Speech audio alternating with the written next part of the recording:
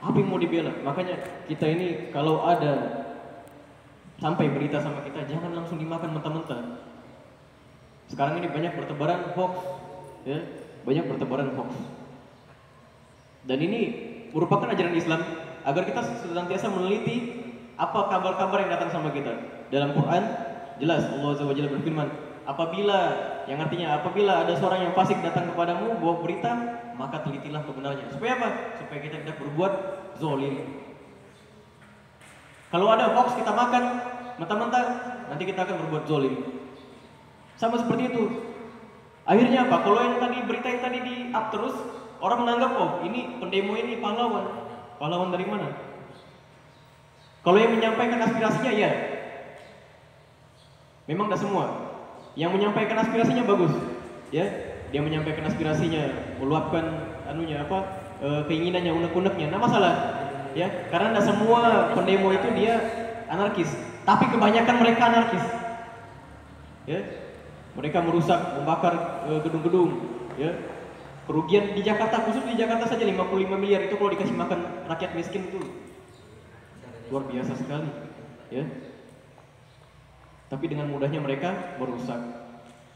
Akhirnya apa? Pemerintah meninjau ulang lagi, seperti Anies Baswedan itu dia ada saya lihat dokumentasinya, dia meninjau ulang lagi yang sudah dirusak sama masyarakat, sama pendemo, ya, sama pendemo. Inilah pentingnya kita meneliti berita-berita. Jangan sampai kalau ada berita yang masuk sama kita, kita langsung terima, makan mentah-mentah. Kalau ada teman nyampaikan sama kita nih, kok dibilang ini sama dia. Teliti dulu kebenarannya. Kamu klarifikasi, betulkah kau bilang begini? Jangan bilang, betul kau bilang begini? Enggak, teliti tuh. Bilang si Anu, kamu bilang begini sama saya. Oh, enggak ada, oh iya. Sudah. Dan juga yang kedua adalah kalau kita sudah mencapai tingkatan mukminah, ya, kalau untuk perempuan mukminin dan mukminah, ya. Kalau kita sudah mencapai level itu, maka kita tidak akan peduli lagi sama omongan-omongan yang seperti ini. Jangan mudah terhasut. Ini masih ada hubungannya sama meneliti berita. Jangan mudah terhasut, ya. Jangan mudah terhasut. Dan ingatlah bahwasanya kalau ada seseorang yang berbuat zalim sama kita, maka itulah transfer pahala gratis. Nabi SAW bersabda dalam sebuah hadis, ya. Oh, ada dalam hadis lagi, Nabi pernah bertanya, siapakah orang yang bangkrut? Ya jelas sahabat menjawab, orang yang bangkrut ya Rasulullah. Jelas tidak punya harta, tidak punya anak, tidak punya istri, ya. Orang bangkrut. Lalu kata Rasulullah SAW, sesungguhnya orang yang bangkrut itu, orang yang benar-benar bangkrut itu adalah orang yang membawa pahala bergunung-gunung. Dia membawa pahala hajinya, dia membawa pahala sholatnya, ya. Dia membawa pahala amal-amal baiknya, dia bawa menghadap Allah Subhanahu Wa Taala. Akan tetapi lisannya pernah menggunjing si A, pernah memfitnah si B, pernah menuduh si C, ya. Tangannya pernah berbuat zolim kepada si D, ya. Mulutnya berbuat zolim, tangannya berbuat zolim. Akhirnya apa? Datanglah orang-orang yang dia zolimi tadi di hadapannya untuk meminta pertanggungjawaban, dan di akhirat nanti pahala satu-satunya. Allah Subhanahu Wa Taala berfirman, tidak berguna lagi dinar, dirham, tidak berguna. Satu-satunya yang kita bawa adalah pahala yang sudah kita kumpulkan. Seperti kalian datang ke sini, kalian mengumpulkan pahala, mendengarkan ayat-ayat, mendengarkan hadis-hadis. Ini semua pahala insya Allah, ya. Capek-capek kita seperti ini karena kita suka berbuat zalim kepada orang lain. Akhirnya apa? Dipanit sama orang lain. Habis pahala kita bagaimana? Inilah menghadiri Allah, maka dosa orang yang tersebut kita ambil. Nauzubillahi min dzalik, lalu dilemparkanlah ia ke neraka jahanam. Kata Rasulullah SAW. Ini orang yang bangkrut. Dia bawa pahala sholatnya, dia bawa pahala ngajinya, dia bawa pahala ikut kajiannya, banyak pahalanya, banyak amal kebaikan, sodakohnya apa segala macam.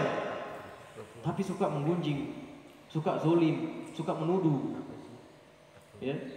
Tetap Allah Subhanahu Wa Taala Maha Adil. Lalu di hadis yang lain, ya, pernah ada seseorang yang bertanya kepada Rasulullah SAW, ya Rasulullah, sesungguhnya si fulan ini luar biasa ibadahnya, semua lancar ibadahnya lancar, tapi lisannya suka mengganggu, ingat ya, lisannya suka mengganggu tetangganya. Apa-apa tetangga di komen, semua di komen, nggak bisa lihat tetangganya. Tetangganya beli kulkas, dia kepanasan. Tetangganya pasang AC, dia kepanasan. Nggak, pokoknya nggak terima dia kalah. Semua di komen. Ya ini buruknya ajaran saat ini, di mana saat ini kita tuh nggak afdol kalau kita bersosmed nggak ngomen, gitu. Ya nggak? Nah ini menjadi kebiasaan. Kalau ada teman kita apa-apa di komen. Teman kita pakai baju merah, kok pakai baju merah? Bagus kok pakai baju hijau. Ganti. Ini pesan saya sama kalian, jangan terpengaruh sama hal-hal seperti ini. Lalu apa kata Rasulullah SAW? Tidak ada kebaikan baginya dan dia masuk dalam neraka. Ini kalau nggak tobat ini. Makanya mulai dari sekarang tobat. Yang suka ngomen-ngomen, mengomentari kehidupan orang lain. Ya ini karena kita dibiasakan. Kita kan hidup di zaman sosial media. Dulu orang pakai surat, ya, atau enggak face to face, ketemu langsung, bertamu ke rumah baru bisa melakukan sosialisasi. Ya, melakukan proses sosialisasi. Tapi di zaman ini tidak ketemu. Ya. Orangnya di sini, yang di komen orang Jakarta sana. Luar biasa. Ya, luar biasa. Artis pun yang nggak kenal sama dia di komen juga ini apa? Ya, nah ini lalu sebenarnya hari ini banyak menuju ke akhwatnya. Ya,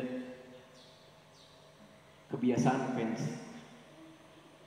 Ingatlah bahwasanya hadis kita akan dibangkitkan bersama orang-orang yang kita cintai. Bagus dong Pak. Saya suka sama opa Korea, nanti saya dibangkitkan sama orang kafir, mau kamu? Bangga kamu. Ya. Lalu artis-artis ini mereka sebenarnya tidak pernah memikirkan sedikit pun kita. Bagaimana dengan Rasulullah SAW? Apa kata-kata Rasulullah SAW? Ummati, umatku. Rasulullah SAW pernah mengatakan dia rindu dengan saudaranya. Para sahabat bilang, kami saudaramu, kalian sahabatku. Saudaraku adalah orang yang merindukan aku, padahal dia tidak pernah melihat. Orang yang nanti datang, mudah-mudahan itu kita. Apa kata Rasulullah SAW? Kutunggu kalian di haudku. Rasulullah menyediakan bagi kita telaga, yang mana kalau kita minum itu tidak akan kita lagi haus selamanya. Harusnya ini yang kita fans Rasulullah SAW dan para istri-istri Nabi, wanita-wanita soleha. Apa kata wanita soleha terdahulu? Wahai suamiku, perhatikanlah caramu mencari nafkah. Pastikan nafkahmu kau dapatkan dari cara yang halal. Karena kami sanggup tidak makan, perut kami sanggup menahan lapar, tapi kami tidak sanggup menahan panasnya api neraka. Inilah yang dikatakan wanita soleha terdahulu. Ya, inilah. Jadi memang betul di balik kesuksesan laki-laki itu ada yang menyokong, memang betul. Ya, ada yang menyokong. Jadi itu. Dan pentingnya menjadi wanita soleha adalah sebenarnya tugas utama perempuan ini mendidik, ya, menjadi seorang pendidik. Makanya guru itu sebenarnya the best perempuan. Ya. Saya nggak tahu kenapa lebih masuk saya kalau dulu zaman saya sekolah tuh kalau ngajar itu perempuan. Memang perempuan itu seperti kompatibel dia untuk jadi seorang pendidik. Memang betul. Iya. Dibanding laki-laki biasanya kayak gitu. Laki-laki kayak gitu. Ya, laki-laki itu tipenya talk less, do more. Nah, kalau perempuan kebalikannya. Ya, kalau perempuan kebalikannya. Dia lebih banyak konsolidasi, lalu dia juga banyak ini kompromi. Kalau perempuan lebih bisa diajak kompromi. Kalau laki-laki enggak.